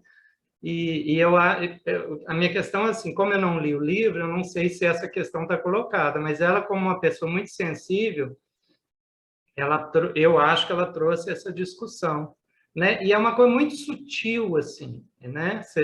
É um filme, assim, que dependendo do espectador, você tem vários níveis de possibilidade de leitura daquilo. E eu li isso, assim, né? Não sei se era a intencionalidade do livro, mas eu achei fantástico, assim, esse aspecto. Muito obrigado. Tem 2 comentários no chat aqui. Da Gláucia disse que sim, me parece que Phil vai se descobrindo e se aproximando mais do Peter, inclusive se humanizando.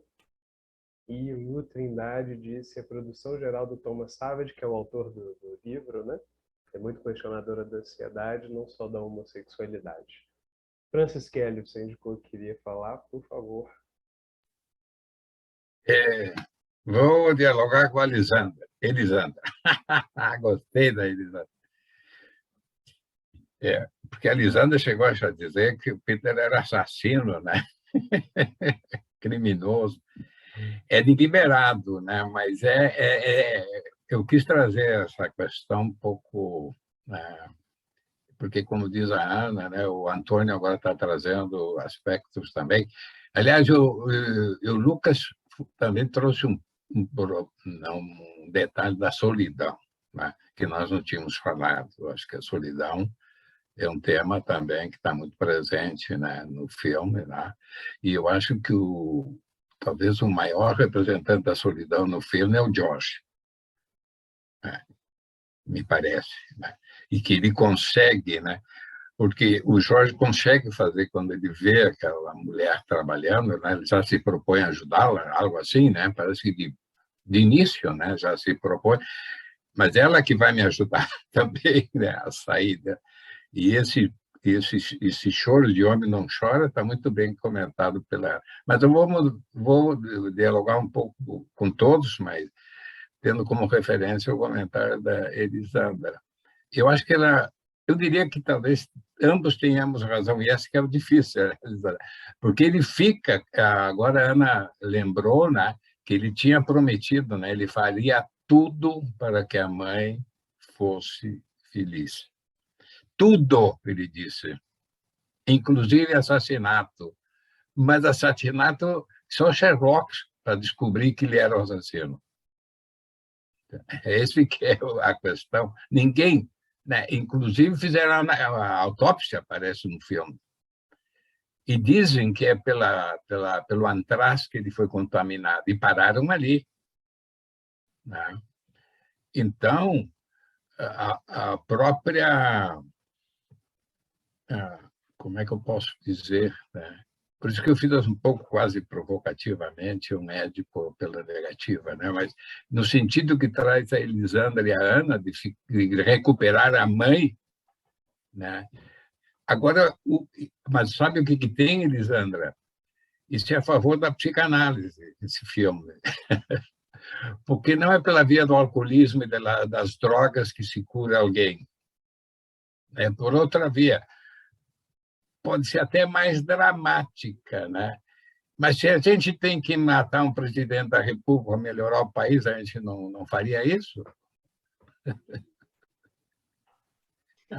E agora você me pegou, eu falo para eliminar no voto, no caso, né?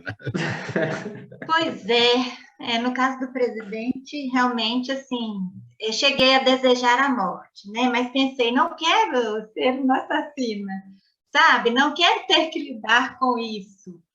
E aí o Peter, vamos supor que o Peter esteja em análise. Se eu fosse a analista dele e captasse, né, que nessa frase eu faria tudo, né? Eu diria, você está falando de assassinato? Gente, não sei, mas eu acho que eu faria sim, mas isso é um crime? Não sei, pode dizer? Eu não sei. Bom, aí a gente teria que ver também a condição do diagnóstico, né? Mas a gente vai deixar, assim, sabendo que pode ocorrer um assassinato? Porque no filme não tem analista, mas eu fiquei viajando se esse menino fosse meu paciente. Você me fez lembrar, Elisandro, de uma série que eu não tinha visto.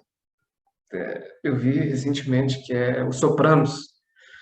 Não sei se você já viu. Não. Tem na HBO, que é a história de um mafioso italiano, que no primeiro episódio, Tommy, né, ele é interpretado por James Gandolfini, que é um cara alto, forte, e o cara é muito casca-grossa, e ele é um mafioso, que manda matar, enfim.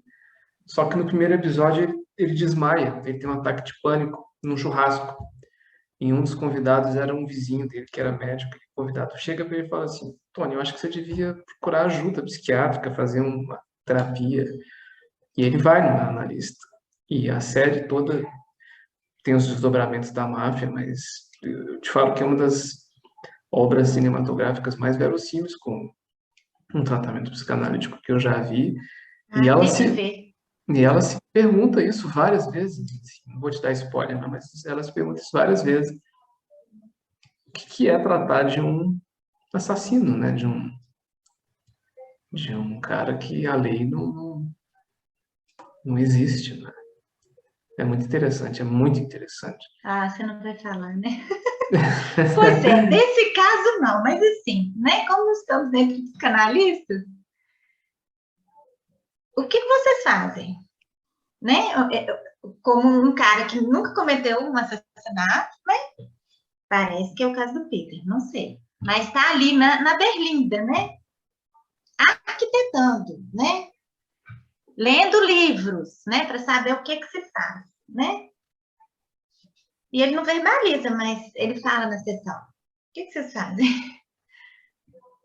Penso que tu traz, né, uma questão essencial da ética da psicanálise, da ética do psicanalista. Mas eu acho que aqui vocês organizem um novo debate para nós fazer. Lembra, né, nós lembramos, o Édipo vai consultar um psicanalista naquele tempo, né, de Apolo. E lá ele diz: o senhor vai matar o pai. E ele quer fugir do assassinato e ele vai ao encontro do assassinato, né? Que ele vai matar o verdadeiro pai. E isso movimenta a história e movimenta a tragédia grega, né? E movimenta até os nossos tempos, de uma certa maneira. Eu penso que a pergunta, né, que a Sandra nos coloca é capital, né? Só que agora eu vou dar uma posição teórica, que a Lisandra se fundamenta no imaginário do analisando. Ela interpreta o imaginário. Aí nós abrimos uma nova discussão. Vocês vão me deixar curiosa do que vocês fariam, né?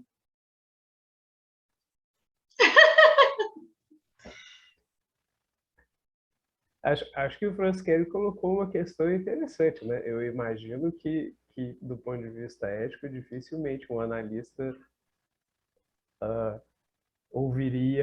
seria assim, devemos matar, né? Ou eu diria, já que o Francischelli tocou nesse ponto, né? Uma coisa é o terreno da análise, outra coisa é o terreno da revolução. Na revolução, sei lá o que é que se faz, né?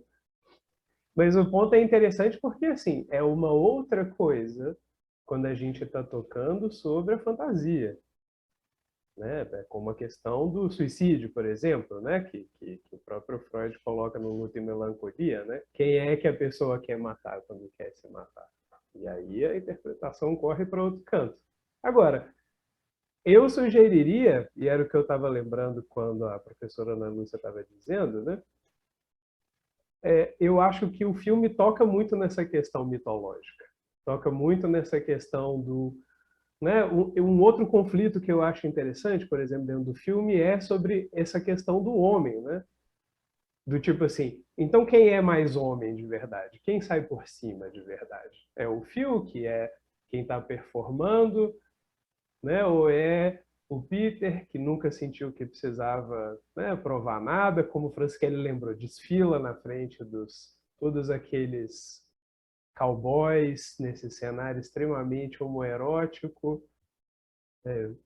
Me lembrou até de um comentário, muito tempo atrás, eu praticava esportes, né, e já começando como estudante de psicologia, e estava conversando com uns amigos um dia e falei assim, olha, gente, mas pelo amor de Deus, né, o esporte é uma coisa muito homoerótica. Né? E eu me lembro que todos os meus amigos ficaram absolutamente chocados. Eu falei, gente, mas vocês estão brincando comigo, né? A gente está aqui, comemora um ponto, dá um tapinha, não sei o quê. Vou dizer que essa energia, mas é a questão da performance, né? Então, eu acho que o filme tem esse lado muito interessante, assim, mitologicamente, figurativamente, e pegando pelo western, né? Que eu acho que é que ele é, digamos assim, eu diria, talvez um gênero meio histérico, né? Porque ao mesmo tempo que ele é profundamente masculino, mas o homoerotismo está o tempo todo presente.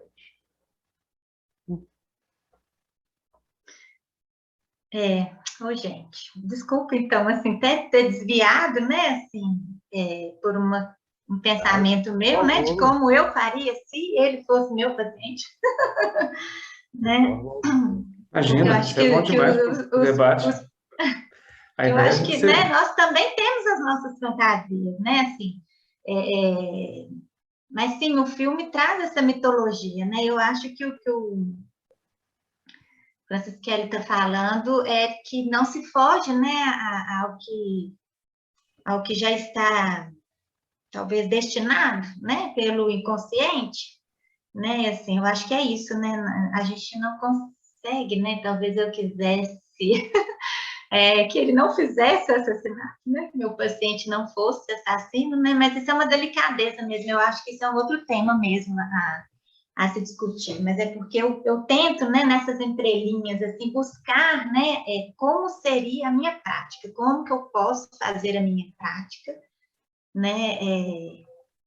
Ok, vocês me trouxeram essa questão de que tem uma posição, né, psicanalista, que não é de mudar o curso do sujeito, né? Mas como é que a gente ainda tem essa questão, sabe, gente? Como é que a gente acompanha, né, quando vem essas questões, intenções de crime, intenções de suicídio, né? Como que a gente conduz, sem conduzir o sujeito, né? Ok. Vocês me marcam aí em outras discussões que eu quero participar quando tiver essa questão. Não, mas é ótimo, não. E se eu posso falar um pouquinho, Elisandra, e todos nós, né, isso é um debate fantástico, né, que ninguém tem a verdade, né, uma posição assim, um pouco socrática, né? Mas o Peter é o mais são que aparece no filme. Por que que eu tenho a audácia de dizer isso? Ah, Porque ele é o que referencia o pai morto.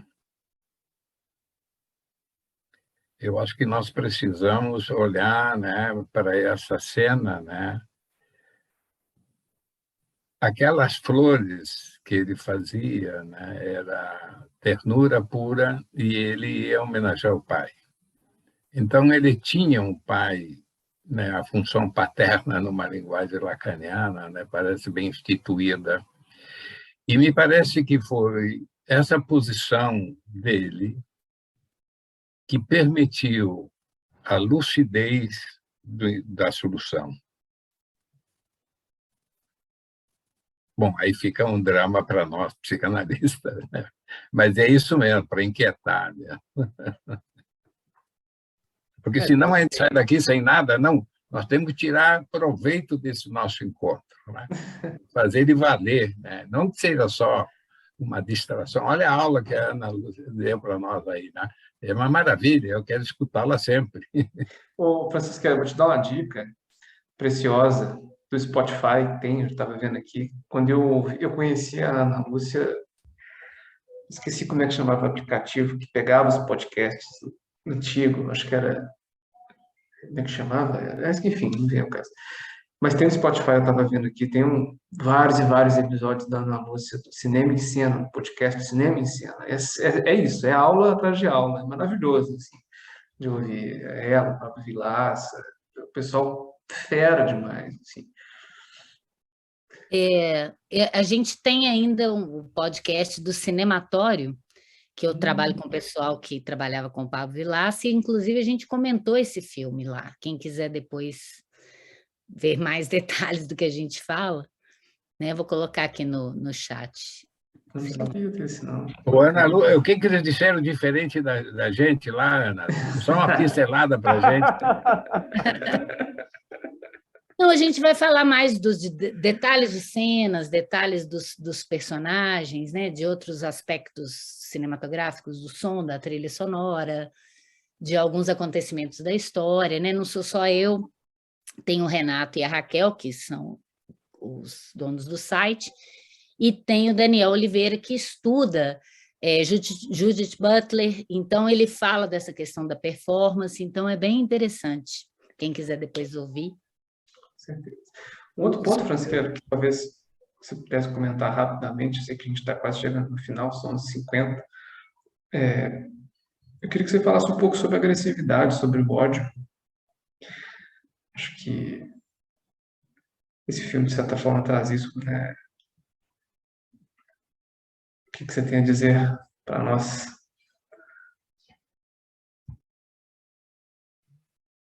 O ódio, né, desde a perspectiva freudiana, né, é o primeiro sentimento, né? E também casado com a agressividade, né? Porque se nós olharmos o esquema lambda de Lacan, né, o estadio, né, o moi e o outro, né, está feito de agressividade, que é onde ele trabalha muito profundamente a questão da agressividade, que é a luta dos irmãos que está no cenário também do filme, né? Que um querer eliminar o outro, né? Por ser tão semelhante a mim que eu não posso tolerar, né? Então, a agressividade nasceria desse lugar. E eu acho que está bem expressado no filme. Volto à questão, e o Peter faz por ódio ou faz por amor? Também seria uma outra questão, né? Uma outra pergunta, né? Mas eu penso que a agressividade, né, é uma etapa pré-narcísica, né? Em termos lacanianos, obviamente, e penso que em termos freudianos também é. O ódio é narcísico. Umas 2, 3 palavras sobre isso, né? Eu só quero fazer uma confissão aqui que a primeira vez que eu estive na bela cidade de vocês, né, eu fui lá tinha uma questão de um debate, eu não sei, e tinha uma parede assim, E tinha um desenho que começava lá o Freud no começo, e o cara ia fazendo, ia fazendo, ia fazendo, ia fazendo, ia fazendo. Eu que fiz o cara foi eu que fiz. Aí eu me apaixonei por aquilo, digo, mas quem é o cara que fez isso? Né? E não é que era o Lucas que tinha feito isso? Você acredita que isso se perdeu? Se perdeu aquilo? Em alguma gestão da ABC, da Associação Brasileira dos Candidatos, eu passei e eu não sei onde que está, eu não tenho a mídia digital, né? Não trabalhou danado para fazer, eu perdi. Podemos fazer uma arqueologia aí do cartaz. Mas, Elisandra, só para não te deixar no vácuo, na série, inclusive a psicóloga, a psicanalista, diz isso, né? Para o Tony. Tony, se você me contar que você cometeu um crime, eu vou ter que te denunciar. Então, ele sempre conta sem contar. Mas aí ela faz uma ameaça, então, né? Pois é. Ela fala, pelo código de ética, se você me contar que você vai matar alguém ou que você vai cometer um crime, eu vou ter que te denunciar. Então, ou ele não conta, ou ele distorce. Pois é, mas na ameaça aí o sujeito... Assiste lá, que você depois... Isso influencia a análise, né? Isso influencia depois você o que me ele conta. vai falar, Depois a gente conversa, senão eu vou te dar muito spoiler, mas... Tá, vou te procurar lá. Só para você ter uma noção... Instagram. Só para você ter uma noção, assim, tem um episódio que... Você se importa de dar spoiler? Não. Pode. Pera aí, tem 21 pessoas. Desculpa, gente, não é só nós dois. Desculpa. Depois a gente conversa. Depois você me manda. Desculpa. É muito bom. Desculpa, gente. É muito bom. Mas vamos lá. A Ana Lúcia levantou a mão. A Ana queria dizer alguma coisa. Não, é só comentar uma coisa que o Francischelli falou, e eu fiquei curiosa também para ver o que vocês acham, né? Porque eu não sou da área, que tem na hora lá que eles estão conversando no mato, o Phil e o Peter, e aí tem um coelhinho que ele acua ali, o coelhinho e tal. E aí me passou, pelo que vocês estão falando, a ideia de que o Phil começa a perguntar do pai do menino para ele, e ele falando do Bronco Henry. Seria o Bronco Henry, além dessa figura tão importante do passado do Phil, a ponto, né, dele se masturbar pensando nele, mas também uma figura paterna, de algum modo, porque ele compara, né, que ele fala, o Bronco Henry me disse que um homem é fruto da paciência nas grandes adversidades. Aí o Peter fala, meu pai dizia obstáculos. Você tem que remover os obstáculos. É o que ele vai fazer com o cara. Aí o Phil fala, isso é uma outra maneira de dizer. Gente, isso é porque quando eu vou fazer o podcast, eu anoto os detalhes da cena para eu poder comentar. Aí ele fala, meu pai bebeu até o último dia e se enforcou. Eu achei e cortei a corda. Mas ele não me achava dócil. Ele me achava muito forte. Aí o Phil fala, ele não acertou nisso, né? E na verdade, né, porque eu tive amigos também que fizeram, igual vocês falaram, várias leituras diferentes. Alguém falou, quem sabe ele não matou o pai? Eu falei, eu não sei. Não tem no filme pistas em relação a isso. A gente pode até conjecturar, mas no filme não tem essa indicação, até porque ele leva as flores e tal. Mas essa indicação, né, do pai, talvez, eu acho até que o pai pudesse ser uma figura que não se assumiu, como o filho se assumiu. Por isso ele achava o filho tão forte. Eu não sei o que vocês têm a dizer em relação a isso, eu estou viajando demais. Talvez o pai tenha se matado por não ter dado conta de viver num mundo em que ele não podia ser. Por isso ele se matou e falou com o filho que o filho era forte, que ele não era. O que vocês acham? Vocês querem?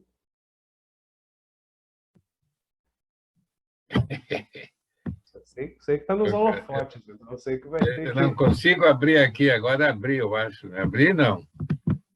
Não estou abrindo. Agora deu. Deixa eu ver. Eu diria assim, eu daria tempo lógico para Ana Lúcia. Terminaria a sessão ali. Mas eu acho que são boas lembranças, né? Porque são duas posturas, né? De dois mortos, né? Eu não sei, eu não me lembro bem como é que o Bronco morreu, né? Agora não estou lembrando, né? Mas agora tu está trazendo o suicídio do pai. Mas o suicídio, o capital psíquico, né, que o pai deixa para o Pedro me parece que é muito grande. E ele segue isso, né? Como bem, né? Ele removeu o obstáculo. E remover obstáculo não é ser assassinado, é ser assassino, né? A gente pode remover na eleição, né?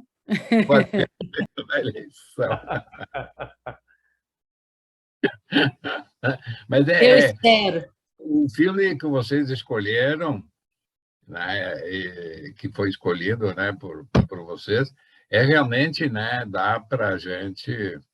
E agora, eu acho que o que a Elisandra faz, que é fantástico, o que ela fez, é colocar a gente na sala de análise frente a uma situação dessas, né?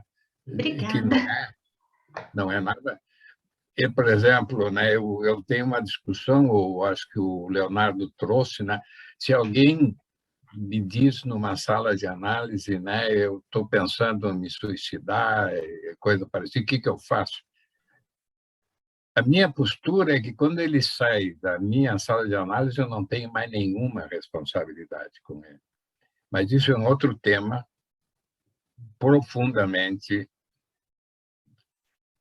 difícil para ser discutido entre nós, né, psicanalistas, né, fundamentalmente. Essa posição é muito dura, essa minha posição, né? Olha, eu digo, eu trabalho muito com colegas jovens, eu expresso a minha posição, digo, olha, porque o psicanalista é só modestamente psicanalista, nada mais. Ele só trabalha na sala de análise com a melhor ética que ele pode trabalhar, né? E nada mais. Eu não vou salvar o mundo, né? Não vou. Aliás, e ninguém salva um suicida verdadeiro. Não tem quem. Eu já tive suicídios, né, de pessoas com quem eu trabalhei, então não sou virgem nessa área, né? Mas não tem como salvar, né? Eu penso que um suicida decidido, uma melancolia profunda, é muito difícil, né? Aqui agora nós estamos sob, aqui em Porto Alegre, não sei se chegou até aí, um pai matou a esposa, um filho adolescente, matou a sogra, matou a mãe e se suicidou. Empresário, endividadíssimo, está chocando a toda a comunidade aqui Porto Alegre, vivendo num condomínio fino, um condomínio, né, de classe média alta, né? E parece que foi pensado porque parece que ele dopou as pessoas. Um drama, não sei por que eu terminei comentando isso, porque eu estou impactado com isso. Sim, entendi. É uma chacina. Bom, eu diria, completando um pouco a ideia do Francischelli, que assim, se alguém chegou até o consultório e disse para o analista que está pensando em se matar, ou disse que está pensando em matar alguém, ao invés de só ter ido e feito, né, talvez aí já exista uma mínima chance. Mas, gente, já é meio-dia, lamentavelmente, embora a discussão, né, pudesse render, pudéssemos, convidando o Francischelli. Se o Francischelli estivesse aqui, a gente continuava no boteco. Como não está, infelizmente, vamos ter que parar por aqui, mas queria agradecer imensamente a participação, né, da professora Ana Lúcia, do Francischelli. Acho que, né, foram apresentações complementares muito enriquecedoras. Agradecer também a presença de todos. Sim, claro, e vou deixar aí para os dois fazerem seus comentários finais e a gente poder encerrar. Eu quero só dizer que eu estou muito grato a você, porque eu voltei a ver o Lucas e o Leonardo, né? Que fazia muito tempo que eu, ainda que seja, não dá para tomar um chopp, né, no boteco, mas consegui vê-los e conheci outros colegas, né? Mas também foi uma agradável surpresa, né? Conhecer a Ana Lúcia, né? Para mim foi um presente que vocês me deram. Muito obrigado. Eu que agradeço, nossa, foi muito bom. Para um sábado de manhã que a gente trabalha, dando aula à noite, a semana inteira, muito bom. Foi muito boa a discussão, muito rica. Também foi um presente para mim, Francisquelli, adorei. Adorei os comentários de todos, eu vi aqui no chat, a da Elisandra também, do Lucas, do Leonardo, do Antônio, e todo mundo que comentou aqui também no chat. Achei muito, é sempre muito bom para a gente ter uma visão de fora, porque a gente fica mergulhado em algumas questões no filme, e isso amplia a nossa possibilidade de análise, no caso do filme, no meu, mas foi muito bom, gente, muito obrigada. Sempre que puderem, quiserem contar comigo, será um prazer. Gosto muito dessas... Vamos te convidar mais vezes, viu? Muito obrigado, viu? Você também, Francisca. Bom demais te ver de novo. Não vejo a hora da gente se ver pessoalmente. Eu ia dizer que precisamos fazer um voto de repetir esse encontro, mas trazemos o Francisquelli para cá. Com certeza. Acho que a Elisandra Eu quer também falar. quero um boteco com ele. Ah, bom demais. Vamos todo mundo junto. Já estamos anotando aqui. Elisandra? Eu só queria agradecer e dizer que eu fico muito emocionada de poder participar e me dar essa oportunidade de poder falar, porque às vezes eu fico achando que vou falar besteira e tal, né? Então me dê essa oportunidade de participar, e eu acho que eu fui uma das poucas que participei mais aqui, né? E me deu muita contribuição. Obrigada, Ana Lúcia, pela sua apresentação, as fotos que você escolheu, né? O Francisquelli também, que graça, gente, que pessoa maravilhosa. Só agradecer mesmo você. Obrigada. Volta mais vezes também. Obrigado também, viu, Léo? Um abraço, viu, pessoal? Estamos juntos. Como o Francisquelli disse, é um fórum socrático. Gente, um bom fim de semana a todos, bom sábado. Muito obrigado novamente. Até breve. Até.